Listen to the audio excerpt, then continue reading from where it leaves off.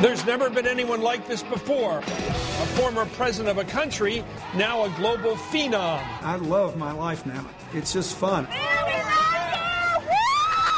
He's taken whatever capital that he had as an ex-president and has really put it towards trying to do real good in the world. 10 years after leaving the White House, Bill Clinton is a new kind of world leader. I think he is the master of the trade. He's the single most extraordinarily competent politician I've ever met. It's a statesman's role unlike any other. Grandly ambitious, planetary in scale. I want to keep being very active in the things I cared about as president, where I can still have an influence. When he lands in a foreign country, I mean, people go wild. You know, he's such a presence, and he's such a great ambassador for the United States of America today. There's one phrase that people have said, and that's that he's president to the world.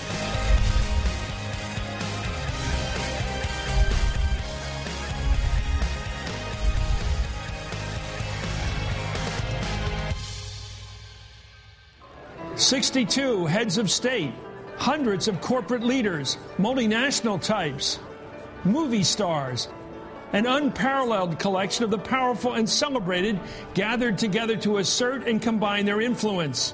All here because one man asked them to come.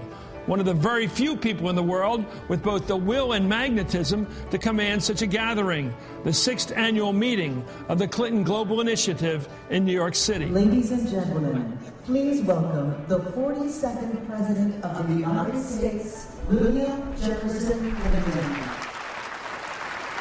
I look out beyond the world leaders, and I see Barbara Streisand and James Boland, and I see Gina Davis, who played a better president than I did. And I never thought in my lifetime I would be on the stage and the Rolling Stones would be watching me perform. So thank you, Mick Jagger. Thank you, Ronnie Wood. Clinton moves at a whirlwind pace. I spent a week with him in the fall of 2010 trying to keep up. And propelling his global effort is just one part of what he does. It's election season, and his party needs him. Bill Clinton can't resist the call of the campaign stump. Hello. It's what he was born for. You know, the great thing about being a former president is you can say whatever you want.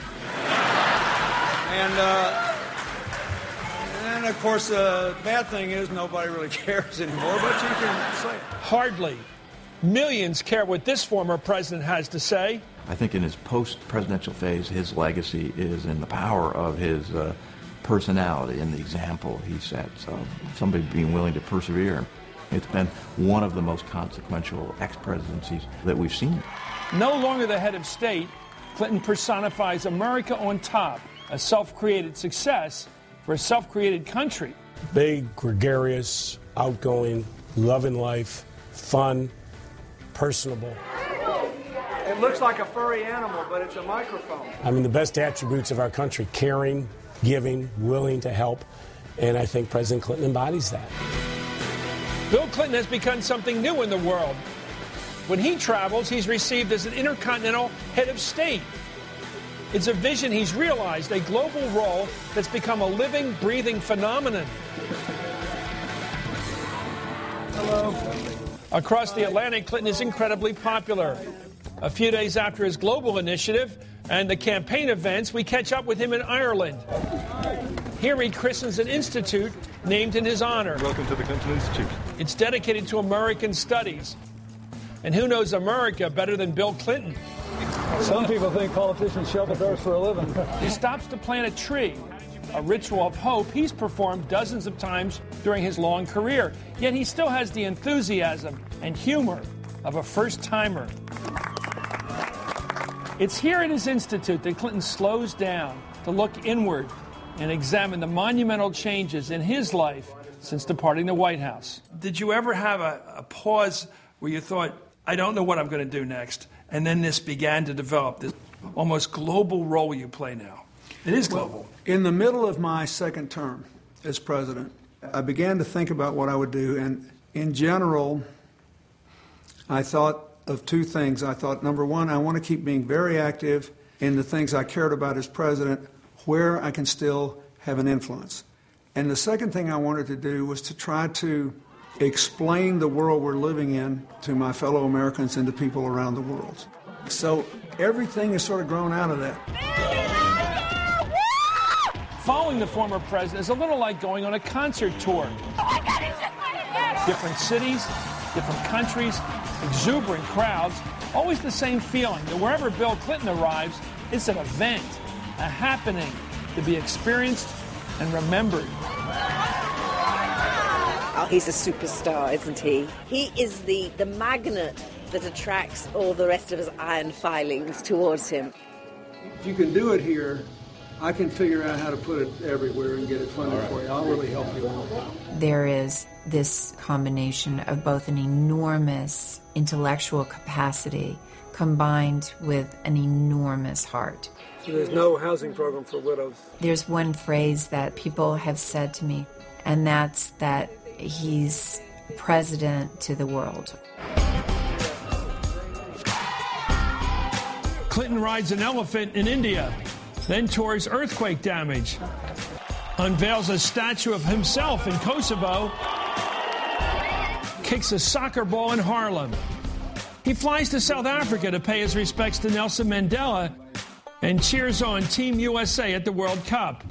His friends are world leaders, rock stars, movie actors. His spiritual home is the distance from one event to the next. We have a great time. We talk, you talk sports, you talk everything. Sleep's just out, you just don't sleep. You know, he wants to get every ounce of life in while he's on this earth. But despite the jet-set schedule and world-class connections, he's still the same old Bubba, running hours behind because he just can't stop enjoying any and every person he meets. Hi, what's your name? How old are you? He's fascinated by people. He's curious about people. You know, I remember when he came to speak for me at the Labour Party conference some years back in Blackpool. And we were supposed to meet him after he'd spoken. And we found him eventually down in the local McDonald's, holding court with all the people in Blackpool who happened to be in there, a bit surprised to see Bill Clinton suddenly amongst them. Your children, are they well? And is she doing better with medicine now? He listens. He understands. I think he innately has an affection for and understanding for people who have gone through difficult times and are struggling. And I think that has been a huge part of what drives him.